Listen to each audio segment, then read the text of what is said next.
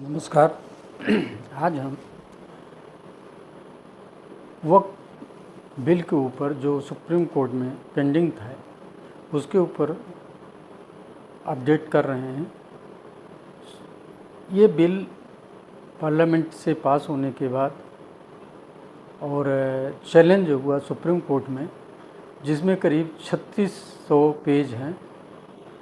और मैं अपने पहले उसमें बताया था कि इस बिल पे कोर्ट को एक्शन लेना बहुत जल्दबाजी में बहुत गलत होगा। और आखिर में 15 तारीख को इसकी दूसरी डेट पड़ी हुई है। और उससे पहले जो जजमेंट की बात चल रही थी कि इस पे CJI कोई डिसीजन ले सकते हैं 5 मई की डेट पर, उन्होंने देखा कि इस पे 2 पॉइंट बड़े महत्वपूर्ण हैं। एक वक्फ बाय यूजर और दूसरा है कि डिस्प्यूट के केस में DM को जो जांच के अधिकार दिए गए हैं, इन दो को अगर विस्तृत रूप से देखा जाए, जिसकी वजह से वक्फ बोर्ड पर ये संशोधन लाया गया, इसको पढ़ने के बाद, इनके एग्जाम्पल के बाद, ऐसा नहीं है कि चीफ जस्टिस इंडिया जो हैं उन्होंने पढ़ा नहीं होगा, पढ़ा और उसकी ग्रेविटी को समझा कि इसमें कोई डिसीजन लेने के लिए बहुत जल्दबाजी होगी, क्योंकि एक एक पॉइंट की व्याख्या करना और उसको समझना और उसके आने वाले जो पॉजिटिव और नेगेटिव रिजल्ट आएंगे उनके बारे में सोचना, और साथ में संविधान की अन्य जो प्रोविजंस हैं मौलिक अधिकारों का, नागरिक होने के नाते उनका उल्लंघन अगर हो रहा है, किसी की संपत्ति पर कोई कब्जा हो रहा है, ये सारी चीज़ों को देखना, संविधान को ही टोटल एक तरीके से देखा जाए तो संविधान में बहुत सारे अनुच्छेद को, प्रोविजंस को, उनको चेंज करने की नौबत आ सकती थी। इसलिए चीफ जस्टिस ने इस पे अपना कोई डिसीजन नहीं दिया, कोई अपनी डायरेक्शन नहीं दी, अपने को इससे अलग किया और कहा कि आने वाला जो चीफ जस्टिस होगा वही इस पे अपना जो भी एक्शन लेना होगा वो करेंगे। लेकिन ये बहुत टाइम टेकिंग इशू है।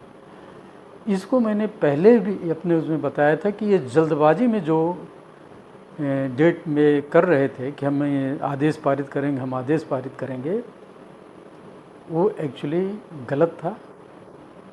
और जब उनकी समझ में थोड़ा सा आया तो उन्होंने ये इसका तारीख दी और फर्दर आपने देख ही लिया कि क्या उन्होंने अपने डायरेक्शन में दिया। लेकिन जो हमारे देश का सिस्टम है कि ग्रुपबाजी करके बहुत बड़े इशू को भी जल्दबाजी में डिसीजन चाहने वाला ये जो माहौल बनाया जाता है, ये बहुत गलत है। आप फाइल करिए।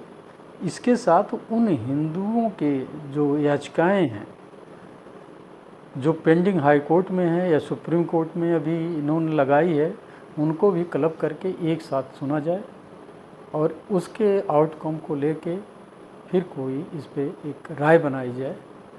ये कोर्ट को चाहिए। लेकिन ये इतना संभव नहीं है जितना लोग आसानी से सोच रहे हैं कि ये सब हो जाएगा। अमेंडमेंट, बिल में अमेंडमेंट सुप्रीम कोर्ट करे या उसको एक किनारे रख दे, उसको निरस्त कर दे, ऐसा संभव नहीं है। इसलिए अब इस पे कार्रवाई की ज़रूरत है। जो पीड़ित लोग हैं उनको रिलीफ की ज़रूरत है। और पीड़ितों में हिंदू मुस्लिम दोनों वर्ग हैं और सरकार की प्रॉपर्टियां भी हैं, सरकार भी इनसे पीड़ित है। इसी में एक कड़ी और पहले भी जुड़ती थी कि एक लाल किले के ऊपर अधिकार के लिए उनका उत्तराधिकारी बन के बेगम ने केस दायर किया था। उस पर सुप्रीम कोर्ट ने रिजेक्ट किया कि इस तरीके से अगर हम मुद्दे देखते रहेंगे, उठाते रहेंगे ये लोग, तो पता चलेगा पूरा देश यूनिक हो जाएगा और वक्फ बोर्ड जो है वक्फ देश बन के हो जाएगा। ये सिद्धांत जो है गलत है कि जिसके ऊपर हाथ रखो वो इनकी प्रॉपर्टी हो। अब सुप्रीम कोर्ट की समझ में थोड़ा सा आया है, क्योंकि एग्जाम्पल प्रदेश लेवल की सरकारों ने, केंद्र सरकार ने अपने उसमें दिया है कि ये रिकॉर्ड हैं, ये चीज़ें थी, इतनी इनकी प्रॉपर्टी थी। और 1955 के अमेंडमेंट और 2013 के अमेंडमेंट के बाद बोर्ड को असीमित अधिकार मिलने के बाद ये जो स्थिति है बोर्ड की और बोर्ड में संचालित करने वाले प्रभावशाली लोगों की, वो एक गलत दिशा में जा रही है और उस पर कंट्रोल करना ज़रूरी है। इसलिए सुप्रीम कोर्ट का जो आज का व्यू है, जो आप जगह पे सब जगह देख रहे हैं, उसको पॉजिटिव नेगेटिव न करके मिर्च मसाले के साथ जो आ रहा है वो ना होके सच्चाई ये है कि कोर्ट ने इसे बहुत गंभीरता से लिया और इतने दिन में उन्होंने पढ़ा भी, सरकार की रिप्लाइयाँ पढ़ी और उनकी समझ में आया कि ये बहुत ही एक गलत तरीके का इसमें पहले प्रोविज़न हुआ था, जिस पे ये अमेंडमेंट तो ज़रूरी था। इसलिए इसे पेंडिंग अगली सुनवाई के लिए, और ये सुनवाई बड़ी लंबी चलेगी, आप देखते रहिएगा इस पे क्या डिसीजन आएगा। नमस्कार, धन्यवाद।